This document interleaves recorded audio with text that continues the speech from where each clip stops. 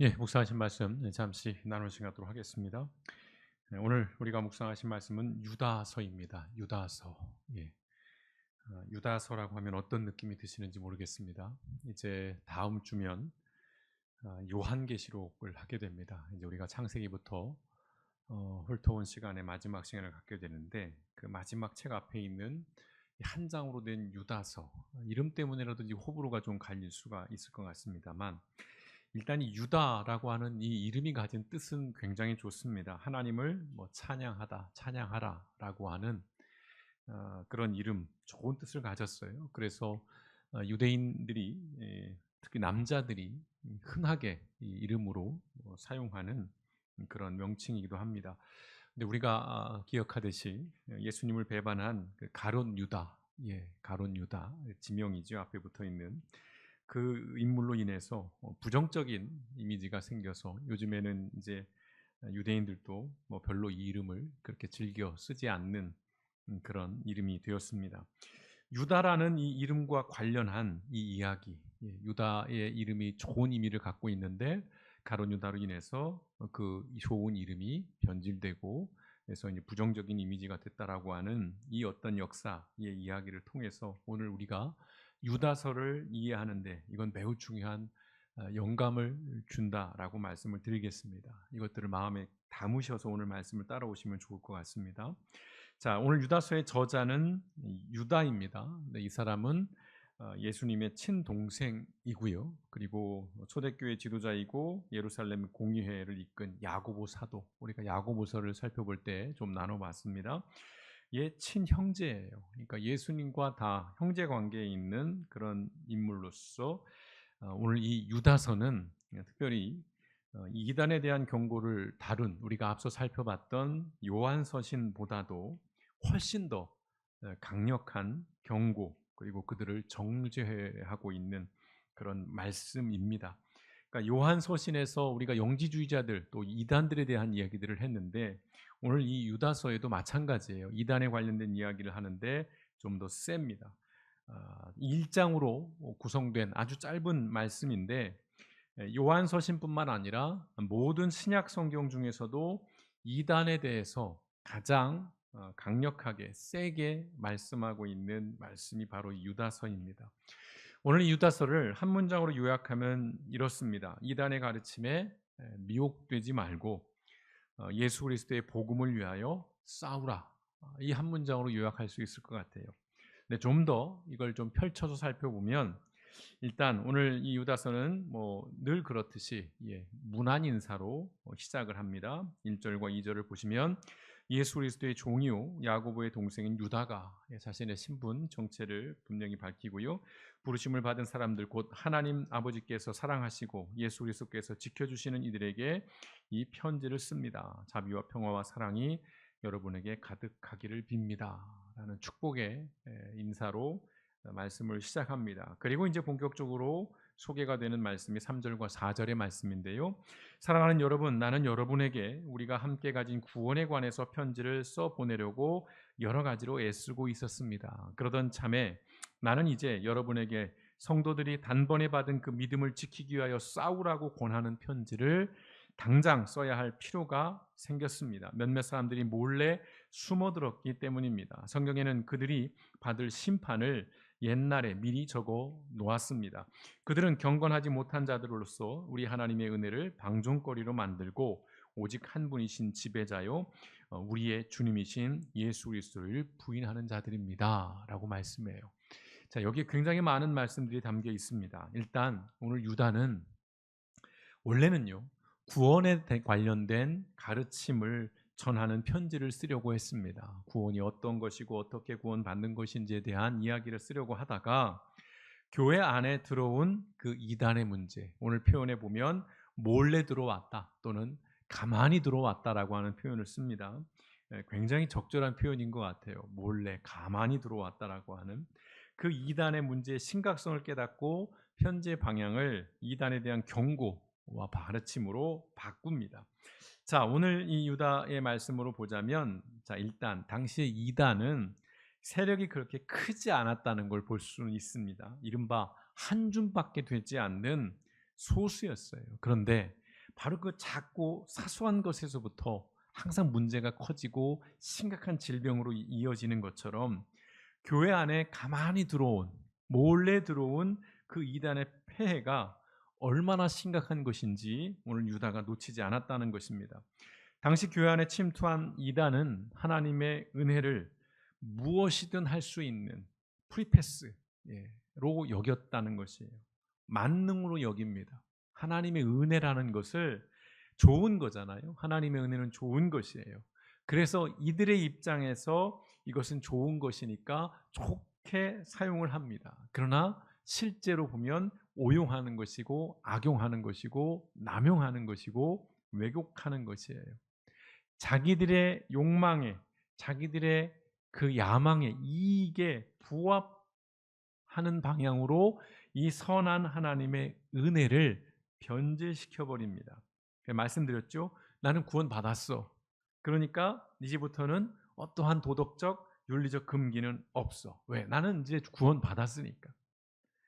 이른바 율법 폐기론을 주장하는 이단들이 이 교회 안에 들어와 있는 것입니다.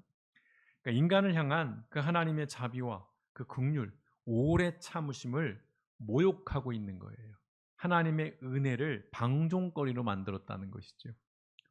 모욕하고 있는 것입니다. 예컨대 까짓건 뭐 회개 한번 하면 되지 뭐, 이런 마음으로 죄를 쉽게 여기는 것이에요.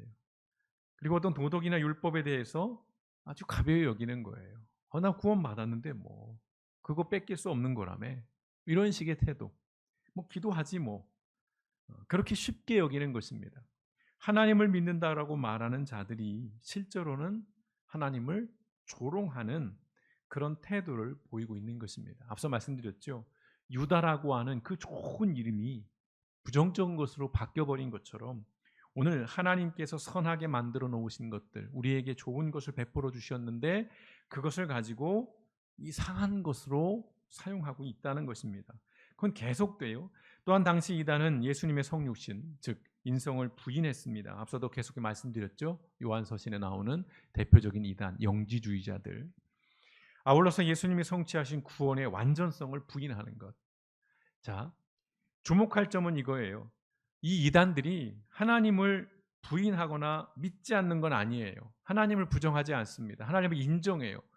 심지어는 뭐 우리가 믿는 믿음만큼이나 이들도 거의 동일한 믿음을 갖고 있어요. 그리고 예수님의 존재도 마찬가지예요. 부정하지 않습니다. 믿지 않는 것도 아니에요. 믿어요. 그런데 그 믿고 인정은 하지만 그 믿음과 그 인정이 좀 교묘하게 달라요. 교묘하게 부정합니다. 교묘하게 비틀어 버려요. 그게 이제 이단의 전형적인 특징인 것이죠. 교회 안에 몰래 들어와서 교묘한 가르침으로 성도들을 유혹하고 교회를 어지럽게 하고, 또한 중요한 얘기, 이익을 취하는, 바로 이 이단에 대처하는 방법으로 유다가 택한 방식은 뭐냐면 그들의 지난 역사 이야기를 들려줍니다. 오늘 여러분 묵상하시는 그 묵상지에 보시면 그런 말씀이 나오죠. 여러분들이 다 알고 있겠지만 지나온 역사를, 그러나 내가 그걸 다시 한번 기억하게 하기 위해서 이 말씀을 합니다라고 하면서 이스라엘의 역사 이야기, 우리로 보자면 성경의 이야기고요. 구약 성경의 이야기죠. 그들에겐 그들의 역사의 이야기를 들려줘요. 자, 우리가 이단 문제를 다룰 때, 이단 이야기를 할 때 일반적으로는 교리적인 차원에서 대응을 해요. 그들이 뭐 삼위일체 교리를 부정한다든지 예수님의 성육신을 부정한다든지, 그러면서 예수님의 인성과 신성에 대한 이야기들, 그러면서 뭐 어떤 그 종말론에 들어가면 이게 뭐 전천년설, 후천년설, 뭐 이런 식의 여러 가지 교리로서 이게 좀 다르다라는 그런 차원에서 이단의 문제를 주로 생각을 해요. 교리적으로 어떻게 다르고 무엇이 문제인지 이런 것들에 주목을 합니다. 그런데 오늘 여러분 이걸 꼭 기억하셔야 됩니다. 이단 문제는 본질적으로 역사 문제예요. 본질적으로 역사 문제입니다. 자, 교리라는 것은 어디 딴 데서 나오는 게 아니에요. 성경을 통해서 확립이 됩니다. 이른바 성경 신학자들, 조직 신학자들, 이런 사람들이 성경을 종합적으로 읽고 묵상하면서 거기에서 통일적으로 나오는 것들을 일관되게 만들어서 교리라고 그렇게 규정을 하고 그것들을 서로 통용을 하는 것입니다. 그런데 성경은 뭐예요? 하나님의 역사를 담고 있는 겁니다. 창조의 역사, 또한 예수 그리스도를 통한 그 구원의 역사, 어떻게 세상이 만들어졌고 그 세상이 어떻게 타락을 했고 그러한 세상에서 하나님께서 예수 그리스도를 통해서 어떻게 구원을 이루어 가셨는지, 그러한 쭉 역사를 담고 있는 거예요. 그 역사 안에서 교훈이라는 게 나오게 되는 거예요. 자, 오늘 유다는 5절과 11절을 통해서요, 성도들에게 구약 성경에 나타난 그 하나님의 역사, 특별히 심판의 역사를 들려줘요. 자, 출애굽 후에 불순종한 이스라엘 백성들이 광야에서 어떻게 죽었는지를 이야기합니다. 그리고 하나님께 반역한 타락한 천사들이 흑암에 갇힌 일들을 들려주고요, 타락으로 멸망한 소돔과 고모라의 그 역사를 들려줍니다. 왜 이 심판의 이야기를 들려줘요? 영지주의자들, 당시의 교회 안에 가만히 들어온 이단들은 하나님의 은혜를 프리패스라고 그랬잖아요. 무엇이든 가능한 것으로. 그 핵심에는 뭐예요? 심판받지 않아. 징벌받지 않아. 왜? 나 구원받았으니까. 그걸 깨는 거예요. 아니라는 거예요. 하나님은 과거의 역사 속에서, 이스라엘 역사 속에서 범죄하고 하나님의 불순종한 자들을 어떻게 하셨는가를 생생하게 다시금 그들에게 기억나게 이야기해 주는 것입니다. 심지어는요, 외경의 이야기를 여기에 담아두고 있습니다. 미가엘 천사 이야기하면서 모세의 시신에 관련된 이야기, 이건 외경에 담겨 있어요. 그래서 약간 논란이 될 수 있지만 그냥 단순 인용이라는 것입니다. 그 의미를 전하기 위해서. 자, 이렇게 광범위한 과거의 역사들을 계속 추적해 가면서 하나님께 불순종하고 범죄한 자들에 대해서 하나님께서 어떻게 그들을 심판하셨는지를 명확하게 말씀해 주는 것이에요. 분명 성경에는 자비와 긍휼이 많으시고 한없는 은혜를 베푸시는 하나님의 모습이 있습니다만은 그게 다가 아니잖아요. 불순종과 범죄에 대해 하나님은 또한 반드시 심판하셨다는 겁니다. 이 역사를 유다가 이야기하고 있는 거예요. 지나간 역사를 통해서 하나님의 은혜를 악용하는 이 이단들은 반드시 심판받을 것이다라고 그렇게 선언하고 있는 것입니다. 그리고 또 유다는 그 이단자들을 구약의 역사 속에 있었던 세 명의 인물에 비유합니다. 자, 이단은 창세기에 나오는 가인의 길을 걷는 자들이라는 거예요. 가인과 아벨 알죠? 예, 동생을 돌로 쳐 죽인, 예, 자신의 제사가 받아들여지지 않자 분노해서 이 동생을 죽여버린, 살인을 저지른 이 가인과 같은 자들이라는 그런 일을 하는 것이고요. 또 질투와 그 민수기에 등장하는 두 인물 발람과 고라의 이야기를 합니다. 좀 낯서신 분도 있을 것이지만 짧게 요약하자면 발람은 광야에서 막 방황하던 이스라엘 백성들을 저주하도록 발락에게 고용된 인물이에요. 돈을 받고 그 일을 합니다. 돈을 받고 저주하는 일, 그야말로 거짓, 가짜 뉴스를 막 퍼뜨리는 그러한 일을 했던 사람이 이 바로 발람이라는 사람이에요. 이단자들이 이 발람과 같다는 거예요. 그리고 고라는 어떤 사람이냐? 하나님이 세우신 모세와 아론의 그 지도권에 반항한, 그 지도권을 거부한 인물이에요. 즉 하나님의 주권, 하나님의 위임된 그 고난을 부정하는 그런 자가 고라였던 것이고, 이단들이 이와 같다는 것입니다. 이들의 특징은 뭐예요? 자신들의 이익을 위해서 하나님의 이름을 팔거나 하나님께 반항한 자들이에요. 이단들이 그렇습니다. 이단의 그 표면적인 거룩과 경건, 어느 면에서 이단은 우리보다 훨씬 더 거룩하고 경건한 모양을 가지고 있습니다. 우리보다 훨씬 더 거룩하고 경건해요. 복장부터도요, 딱 규정을 정합니다. 그래서 한때 보시면 그 신천지 같은 경우는 위에 흰색 셔츠에 검은색 바지를 항상 입고, 동네 사람들이 줄만 되면 이상하게 바라봤다는 거예요. 똑같은 옷 입은 사람들이 몰려다니니까. 적어도 그들은 겉으로 보기에 우리가 하나님 앞에 예배하는 자들인데 정결하게 입어야지, 그런 의식을 갖고 있어요. 그런데 그 내면을 보자는 거예요. 그 밑바닥을 보자는 거예요. 결국 그 거룩과 경건은 자신들의 이익과 욕망을 위한 것이라는 것입니다. 하나님을 향한 예배와 경외는 자신의 이익을 얻기 위한 연극일 뿐이에요. 이단은요, 하나님이 경외의 대상이 아니라 경제의 수단입니다. 돈벌이 수단이라는 거예요. 또한 타인에 대한 돌봄, 섬김, 지난주에 말씀드렸어요. 신천지가 얼마나 사람들을 잘 섬기고 돌보는지. 한 사람에 6명이 붙는다고 그랬습니다. 각각의 전문가들이 붙어서 아주 입안이 혀처럼 굴어줘요. 혹하게 넘어가는 것입니다. 너무 좋아요, 사실은. 위로도 받죠. 실제로 힘을 얻죠. 길도 열어주죠. 그런데 문제는 뭐예요? 그런 돌봄 섬김은 그 본질은 지배하려는 거예요. 통제하려는 것입니다. 결국 이익을 얻기 위한 그들의 전략이에요. 이단의 선교는 말 그대로 사업장을 확대하고 영업이익을 극대화하기 위한 비즈니스라는 겁니다. 영업의 일환이라는 것입니다. 이웃을 향한 실질적인 섬김은 그래서 없다는 거예요. 근데 이 말씀을 준비하면서 제가 자꾸 제 스스로 물어본 게 있습니다. 그럼 너는 뭐냐 그러면? 길벗 교회는 또는 정통이라고 말하는 교회는 그 목회자들의 목회는 다르다라고 말할 수 있어? 그 이단과 같지 않다고 자신 있게 말할 수 있어? 그런 질문들을 하게 됩니다. 사실은 자신이 없죠.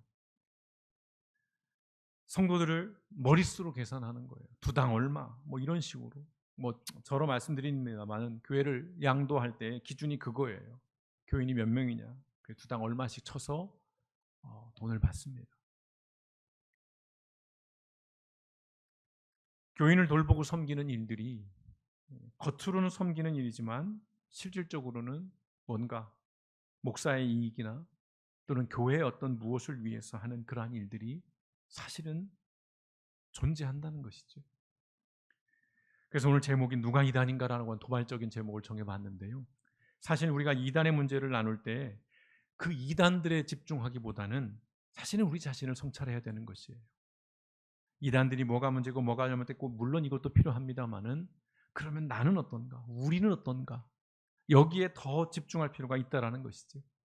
자, 말씀을 이어가 보면요. 유다는 이런 이단의 실존에 대해서 5가지 은유를 통해서 고발합니다. 그게 12절과 13절에 나오는 말씀인데요. 함께 보시면 이 사람들은 이단들에 대한 얘기입니다. 함께 먹을 때 자기 배만 불리면서 겁없이 먹어대므로 여러분의 애찬을 망치는 암초입니다. 라고 표현을 해요. 자기 배만 불리는 거예요. 자기의 이익, 자기의 욕망에만 아주 몰두하는. 그래서 여기서 애찬이라고 말하는 것은 굉장히 다양한 의미를 담고 있어요. 성도의 거룩한 교제, 또 어떤 예배의 의미도 담겨 있고요. 그 모든 것들을 망치는, 병들게 하는 암초라는 것입니다. 걸리면 넘어지는, 배가 좌초돼 버리는 그런 이야기를 하는 것이고요. 또 그들은 바람에 밀려다니면서 비를 내리지 않는 구름이요. 구름이긴 구름인데 비가 없어요. 가뭄인데 비가 필요한데 구름이 잔뜩 왔는데 비를 내리지 않아요. 빈 껍질인 빈 껍질. 그럴듯하지만 아무런 실질적인 유익이나 도움이 없는. 또 뭡니까? 가을이 되어도 열매 하나 없이 죽고 또 죽어서 뿌리째 뽑힌 나무요. 열매가 없어요. 가을인데. 여름이라면 그나마 기회가 있잖아요. 근데 가을이에요. 이젠 기회가 없어요. 그런데 열매가 없습니다. 이 또한 허망한 얘기를 하는 거예요. 또 자기들의 수치를 거품처럼 뿜어올리는 거친 바다 물결이요. 끊임없이 자신들의 그 더러운 것들, 그 악한 기운들을 계속해서 그 파도가 쉼없이 밀려오듯이 그렇게 악영향을 주는 사람들이라고 말하는 것이고요. 또 길 잃고 떠도는 별들, 빛을 잃었어요. 별이 빛을 잃으면 별로서의 가치가 없어지는 것이죠. 그러면서 말씀합니다. 짙은 어둠이 그들에게 영원히 마련되어 있습니다. 요약하면 이단은 그럴듯해 보이지만 이기적이고 파괴적이고 허망하고 헛된 자들이라는 거예요. 여기에 속아 넘어가지 말라는 것입니다. 사실은 이 유다서를 묵상하면서 묘한 기시감이 저에게 들었습니다. 뭐냐면 우리 사회가 지금 역사전쟁이라고 하죠. 물론 이 말이 맞는지는 모르겠습니다. 지난주에 5.18이 아니죠. 8.15 광복절이 있었어요. 여러분도 뉴스를 통해서 많이 아셨을 것 같습니다. 공영방송이라고 불리는 KBS가 14일에서 15일 넘어가는 그 자정 0시 땡 치니까 일본의 기미가요가 담겨 있고 기모노를 입고 나오는 일본 뮤지컬 나비 부인이라는 걸 떡하니 방송을 합니다. 굳이 왜? 광복절에 굳이 왜요? 이건 하나의 상징적인 사건입니다. 그 외에도 뭐 건국절 논쟁도 있고요.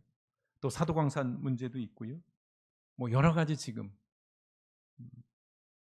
우리가 지금 여전히 일본의 속국인 듯한 느낌이 들고 지금 우리의 정부는 우리 국민을 대변하는 게 아니라 일본을 대변하고 있는 일본의 이익을 위해 복무하는 그런 것 같은 심지어는 독립기념관 관장이 독립운동을 부정하고 독립운동 투사들을 비하하는 조롱하는 그런 일들을 하는 사람을 떡하니 뿐만 아니라 우리나라 국책 역사 3대 기관 모두가 다 이상한 역사를 주장하는 사람들이 장악하고 있는 물론 역사라는 것이 일정 부분 해석의 영역이에요. 그러니까 주장이 대립하고 관점이 다양할 수 있습니다.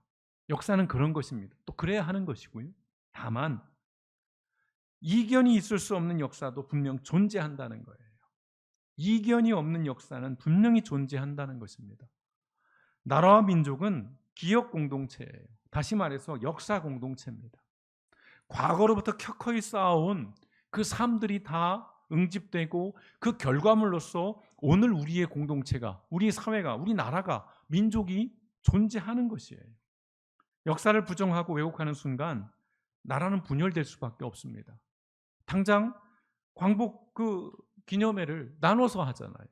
이런 일이 벌어진다는 것 자체가 쪼개지고 있는 거예요. 그래서 어떤 사람들은 얘기합니다. 내전이 벌어지고 있다 지금 우리나라가. 그야말로 한 줌도 되지 않는 일단의 무리들이 이 공동체의 역사를 기억을 조작하고 세탁하려고 하고 있습니다. 여러분 이건 이념의 문제도 아니고요. 진영의 문제도 아닙니다. 여기에 좌우가 어디에 있어요? 이것은 공동체의 미래에 관한 문제입니다. 이 역사 문제에 있어서 우리가 이렇게 갈라지면 우리 미래는 없는 거예요.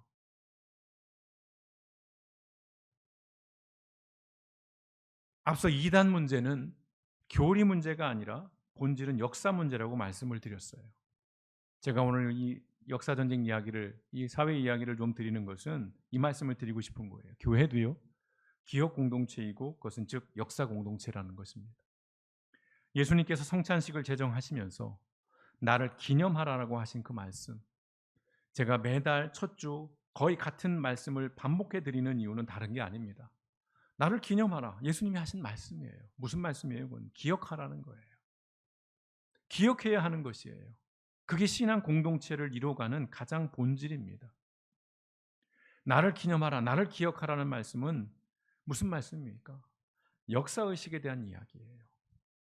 이단은요, 기독교 신앙을 교묘하게 부정해요. 근데 그것은 어떤 의미냐면 기독교 역사를 부인하고 왜곡하는 것이에요. 새로운 해석이나 아니에요. 대안적 역사일 수 없어요. 이단의 이야기들은요.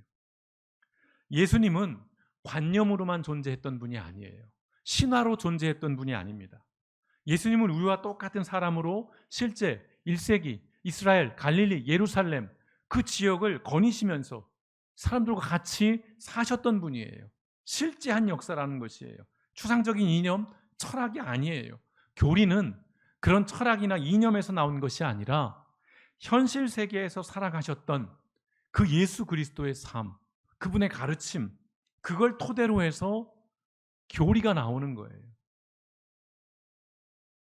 바로 이 현실을, 이 역사를 부정하는 자들은 교회를 파괴하고 신앙을 병들게 하는 거예요. 영지주의자들 다시 말씀드립니다. 그들이 뭘 부정했다고요? 대표적으로 예수님의 성육신을 부인했어요. 예수님이 이 땅에 오셨다는 것, 그건 실제잖아요. 그걸 부인하는 거예요. 역사를 왜곡하는 겁니다. 그러면 교리가 왜곡되는 거예요. 그러면 이단인 것입니다. 역사를 왜곡하는 자들과 신앙을 왜곡하는 자들의 공동점이 딱 하나 있습니다. 뭘까요? 그들은 자신의 욕망과 이익에 최선을 다해요. 학자적인 양심이나 신앙적인 순수함은 어디에도 없습니다. 왜 일제강점기의 역사를 그렇게 부정하려고 할까요? 100%는 아니어도 그걸 주장하는 사람들의 과거를 들여다보면 우리가 유추해 볼 수 있어요. 그들이요, 권력도 가졌어요. 돈도 가졌습니다. 그런데 못 가진 게 뭐냐면 명예예요. 일정 부분. 자신들의 조상이 부끄럽거든요. 그걸 지우고 싶은 거예요. 그걸 세탁하고 싶은 것입니다. 물론 모든 사람이 다 그렇다는 것은 아니지만 이단들도 마찬가지예요. 끊임없이 이 성경의 역사를 왜곡하고 변질시킵니다. 그 중심이 뭐예요? 거기에 교주가 있어요. 하나님의 말씀을 근거로 합니다. 그런데 거기에 슬쩍 누구를 끼워 넣냐면 교주를 끼워 넣습니다. 이만희. 이긴 자라는 거예요. 요한계시록에 나오는 그 이긴 자가 바로 이만희를 말한다는 거예요. 역사를 그렇게 교묘하게 왜곡하고 비틀어 버리는 겁니다. 이단들이 하는 짓이 그거예요. 오직 자신만을 위한 이기심, 이권에만 몰두해요. 그래서요, 이 밀정과 같은 이단은 암적인 존재입니다. 오늘 유다가 굉장히 센 말씀을 하는 거예요. 그래서 저도 좀 이런 표현을 쓰겠습니다. 공동체를 위해서는요, 반드시 도려내고 퇴출하고 징벌해야 합니다. 유다가 뒤에 우리가 다 읽지는 않았습니다만 뒤에 그런 말씀을 하죠. 미혹돼서 넘어간 사람들 그 자체를 미워하지는 마라. 그들을 긍휼히 여기라. 불쌍히 여기고 그들을 그 이단으로부터 구해내라. 그런 말씀을 오늘 유다서에서 해요. 우린 이단에서 그런 태도는 필요합니다. 다만 그 이단을 이끌어가고 있는 그 교주들에 대해서 그 지도 그룹에 대해서는 우린 품을 수 없어요. 퇴출해야 합니다. 서로 조율하고 서로 무언가를 맞출 여지가 1도 없어요. 이단은 그런 겁니다. 그에 앞서서 오늘 우리 그리스도인들은 올바른 역사의식이 필요해요. 세속의 역사의식뿐만 아니라 일단은 성경의 역사의식이 있어야 한다는 것입니다. 성경의 역사를 우리가 제대로 알고 그 안에서 하나님께서 어떻게 일하셨는지를 우리가 제대로 분별하고 예수 그리스도께서 이 땅에 오셔서 어떤 삶과 어떤 가르침을 전해줬는지 그것들을 우리는 온전히 이해해야 한다는 것이에요. 그렇지 않으면 이 밀정과도 같은 이단에게 현혹됩니다. 누구도 넘어갈 수 있어요. 누구라도 쓰러질 수 있습니다. 그래서 이제 유다는 성도들에게 간곡하게 당부를 해요. 17절과 21절의 말씀 같이 들어보실까요? 사랑하는 여러분, 여러분은 우리 주 예수 그리스도의 사도들이 예고한 그 말을 기억하십시오. 그들이 뭐라고 말했습니까? 예수 그리스도의 사도들이 그들은 여러분에게 말하기를 마지막 때에는 여러분을 조롱하는 자들이 나타나서 자기들의 경건하지 못한 욕정을 따라 살 것입니다. 이미 예수 그리스도의 제자들이 이단들에 대해서 그 종말의 때에 나타난 현상들에 대해서 이렇게 말씀을 신약 성경을 통해서 우리에게 했습니다. 이 사람들은 분열을 일으키는 자들이며 이단들을 말합니다. 성령을 받지 않고 본능대로 사는 자들입니다. 욕망에 충실한 거예요. 그러나 사랑하는 여러분, 여러분은 가장 거룩한 여러분의 믿음을 터로 삼아서 우리의 믿음의 토대가 견고해야 돼요. 그 위에 자기를 건축하고 성령으로 기도하십시오. 내 욕망에 따라 기도하지 말고 하나님의 뜻을 구하는 기도로 우리를 세워가라고 하는 이야기를 하시는 것입니다. 하나님의 사랑 안에 머무르면서 자기를 지키고 영생으로 인도하는 우리 주 예수 그리스도의 자비를 기다리십시오. 아직 종말이 오지 않았으니까 그때까지 견고한 믿음을 가지고 건강한 믿음을 가지고 우리의 신앙을 지켜나가라는 것입니다. 그리고 마지막으로 유다는 성경에서도 가장 탁월하고 가장 뛰어나다고 평가받는 축복 기도로 이 영적 전쟁을 감당해야 할 성도들을 격려하고 위로하고 축복합니다. 저는 오늘 이 축복 기도를 자신의 욕망과 이익을 위해서 교회를 허물고 성도를 미혹하는 이 밀정과도 같은 이단들이 특세하는 오늘 우리의 현실에서 오늘을 여전히 그리스도인으로 살아가기 위해 애쓰고 수고하시는 우리 모든 길벗 가족분들, 성도님들에게 이 축도의 말씀을 드립니다. 24절과 25절입니다.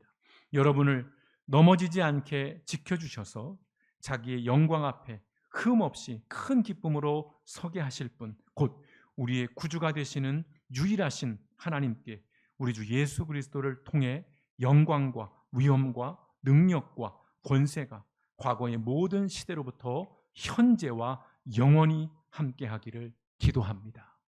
아멘. 기도하시겠습니다.